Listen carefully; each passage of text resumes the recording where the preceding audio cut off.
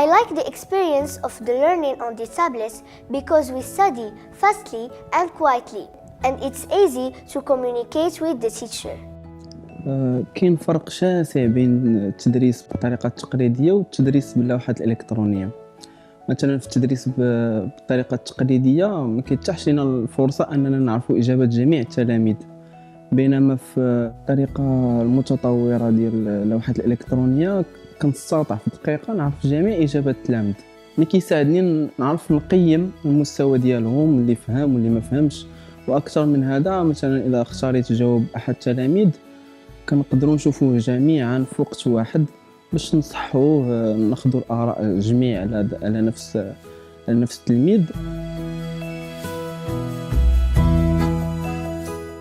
الاشتغال باللوحة الإلكترونية يشعرني براحة كبيرة أثناء الإجابة، لأنني بطبعي خجولة، وهذا الأمر في السابق كان يعيقني، لكن الآن مع اللوحة الإلكترونية هذا الأمر لم يعد موجوداً. J'aime beaucoup les tablettes parce que je apprends beaucoup de choses et en même temps je m'amuse. Avec les tablettes, on répond tous à la fois. Dans les classes des tablettes, on fait beaucoup d'exercices et ça nous coûte un peu de temps.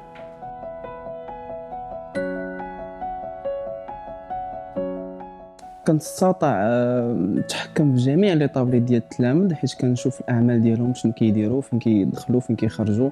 كنستطيع انني نحبس عليهم ديسيت ونعطيهم حق يدخلوا لديسيت واحد اخرين. كذلك لي زابليكاسيون نفس الشيء، نعطيهم يدخلوا لشي ابليكاسيون لا.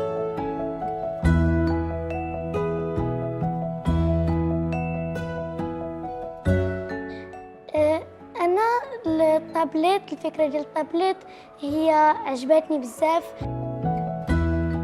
I really love this class because it's easy to learn and to study in different ways. If someone tries to make me change this class, I would say no, because I like this tablet, I like working in it, and nothing will change my opinion.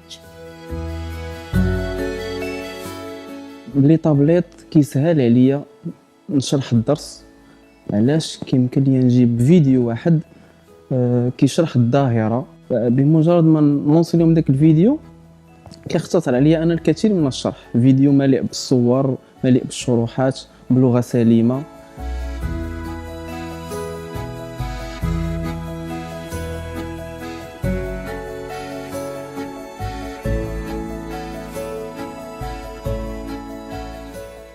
الأستاذ كيشرح لك وكيكتب لك لا لوسون داكشي بالطباشير، ولكن واخا كيشرح لك يعني مزيان ما كتوصلش لك الفكره، ما كتفهمش مزيان، بحال كيما كيعطيها لك كيجيب لك دي فيديو دي جيفس باش كتشوف هذوك لي فيديو وداك الشيء كيخليوك تفهم احسن.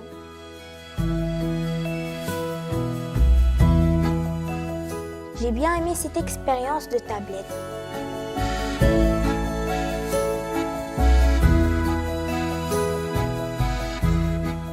في الأقسام ديال التابلت الأستاذ يقدر يشوف الجواب ديالك واخا تكون جالس في القدام ولا في اللور، ويقدر يصححو لك. كلشي تبدل، الا الطريقه اللي قراو بها جدودنا حتى حنا كنقراو بها دابا. ما كانش حنا كاع باغيين كاع هادي، حيت هادي ثقيله على ظهورنا، وحيت هادي ماشي هي هادي فيها كلشي، كتاب ديال الانجليزيه ديال العربيه وديال الاجتماعيات فيها كلشي، وهذا ثقيله لنا على ظهورنا. Alors, nous, on a étudié avec la méthode traditionnelle. Nos enfants ne doivent pas étudier de la même manière. On ne va pas les obliger à suivre la même méthode que nous. Et par la suite, l'intégration de la nouvelle technologie est nécessaire pour eux et ça va avec la tendance de la technologie. Et donc, c'est une valeur ajoutée pour l'apprentissage et pour l'enseignement. Et merci, Accent. Thank you. Thank you. شكرا أكسنت.